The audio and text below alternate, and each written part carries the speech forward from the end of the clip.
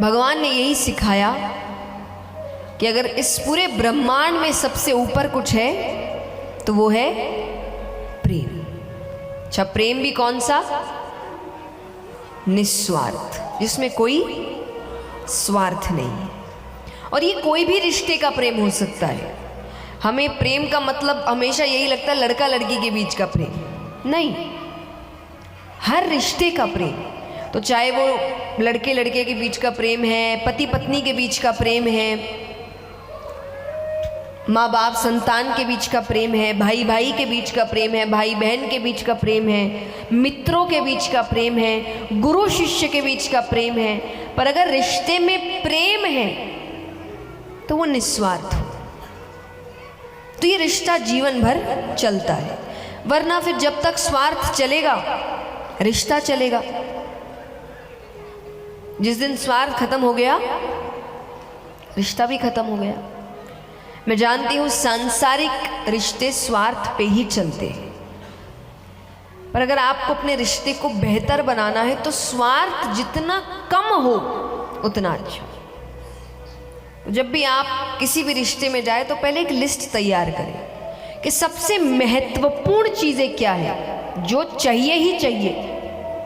इसमें एक हो सकता है प्रेम, सम्मान, या फिर कहूँ सम्मान प्रेम से भी ऊपर आता है। किसी ने बड़ी सुंदर बात कही है कि जब बात आत्मसम्मान की हो तो प्रेम को भी ठुकरा देना चाहिए। अगर उस प्रेम में आत्मसम्मान नहीं है तो प्रेम भी अच्छा नहीं है। तो सम्मान तो सबसे ऊपर होता है। तो कुछ ज़रूरी चीज़ें हैं, उन चीज़ों का ध्यान रख के बाकी हर चीज़ में हम स्वार्थ ना रखें। तो स्वार्थ जितना कम प्रेम उतना अच्छा, स्वार्थ जितना ज़्यादा प्रेम उतना घटता जाएगा। और भगवान के कुल कितने विवाह हुए? 16,108। अच्छा, विवाह पूर्ण रूप से केवल रुक्मणी जी के साथ हुआ, बाकी सब किसी ना किसी से कारण से भगवान के नाम दिए गए। पर फिर भी कहूँगी कि बराबरी, इस पर भी लोग बहुत बात करते हैं, इतने विवाह किए, ये किया, वो किया। तो आपको एक उदाहरण दे दूं कि ऐसा विचार एक बार नारद जी के मन में आया। तो नारद जी भगवान के पास जाते हैं और कहते हैं कि आप ऐसे कैसे, एक समय पर आप कैसे सबको कैसे समय दे सकते हैं? 16,108 विवाह। भगवान ने कहा कि तुम एक काम करो, कोई परीक्षा ले लो। तो नारद जी एक ही समय पर हर कमरे में गए। हर कमरे में कृष्ण है, हर कमरे में कृष्ण पहले से है। तो ये कर सकते हो? नहीं ना? तो फिर बोलना नहीं कभी।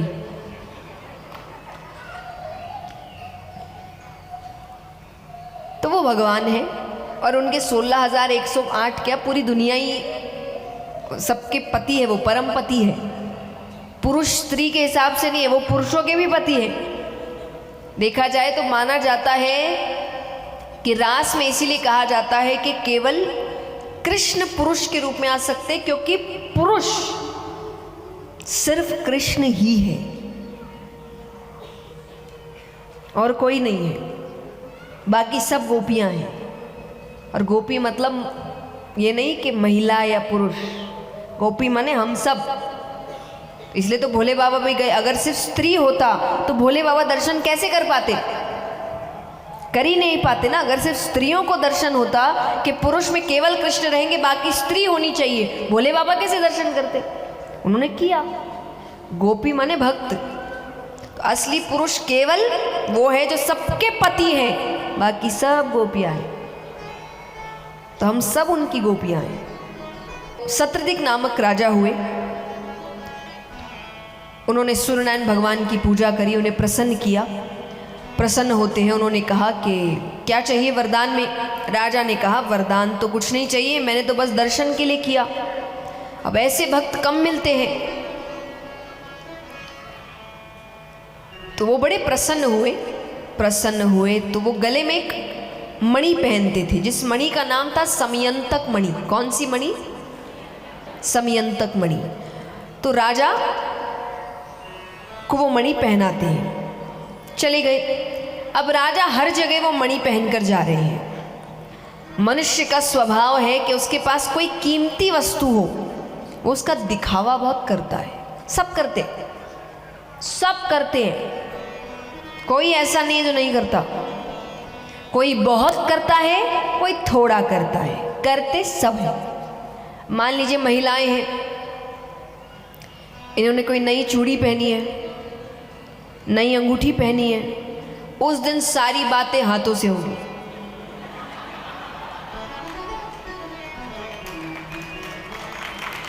है ना? आ रही हूं मैं वहां भी, वो कम नहीं है। गले में कोई हार पहना होगा तो बार बार उसको ठीक करेंगे कि सामने वाले की नजर पड़े।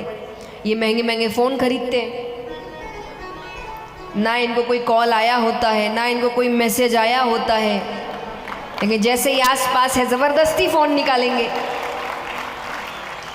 कि सामने वाले की नजर पड़े कि भाई हाथ में महंगा फोन है। सब करते हैं। देखिए, व्यक्ति की आदत है कि वो केवल सामने वाले को बोलता है। हमने जब टिप्पणी की बात की कि आप लोगों पे टिप्पणी क्यों करते हैं, आज जितनी टिप्पणियां व्यक्ति कर रहा है ना, उसका आधा भी वो खुद नहीं मानता। कोई भी, आप किसी को भी देख लो, आज जो कह रहे वो ये करते, वो करते, अगर एक बार उनसे ये पूछ ले आप क्या करते, उनके पास कुछ बोलने को नहीं होगा। तो हमारे जीवन के सिद्धांत तो लोगों के हिसाब से बदलते हैं, चीजों के हिसाब से बदलते, कोई सिद्धांत है ही नहीं मनुष्य का। हाँ कि ना? मैं आपको साफ साफ उदाहरण देती हूं कि मनुष्य सिद्धांत भी अपने परिस्थिति अनुसार बदल लेता है। आप मुझे बताइए, आपके चाय में मक्खी गिरेगी तो क्या करोगे? फेंक दोगे चाय? घी में मक्खी गिरेगी तब क्या करोगे?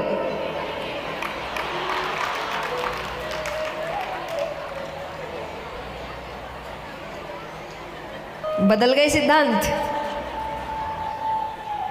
अभी तक तो मक्खी गिर गई तो चाय फेंक दिया कि नहीं हम तो नहीं, घी फेंकिए तब मक्खी फेंकेंगे।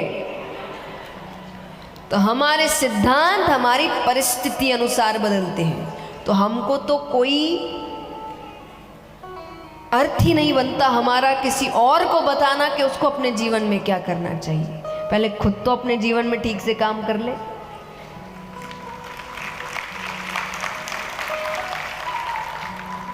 तो व्यक्ति बड़ा, तो सब करते, ये दिखावा सब करते।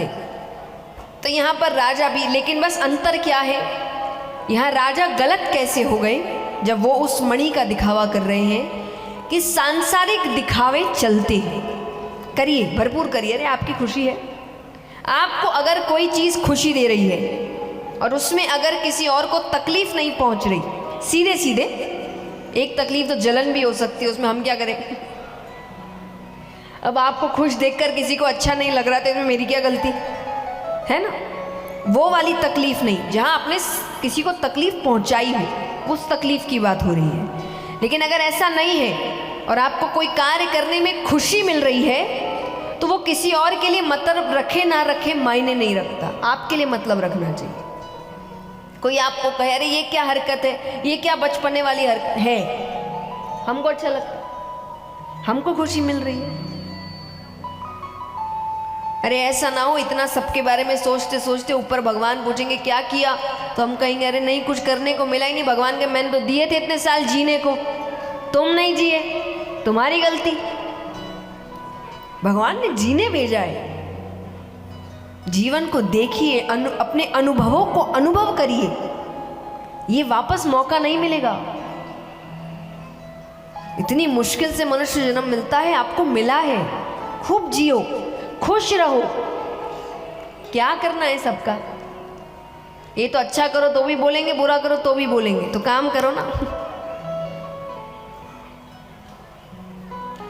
तो आप अपने काम को अच्छे से करिए, अपने जीवन को अच्छे से जिए, खुश रहिए कि अंत में मरते मरते आपको लगे मैंने तो बहुत जिया,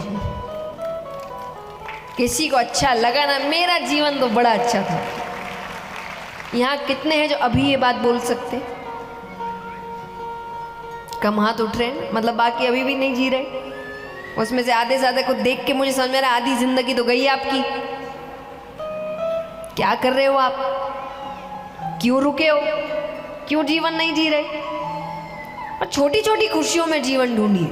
मैं नहीं कह रही आपको, जो कई बार व्यक्ति कहे कि भाई जीवन जीना तो चाहते हैं लेकिन अब इतने पैसे नहीं कि बाहर घूम, अरे बाहर विदेश जाने से ही जीवन होगा क्या?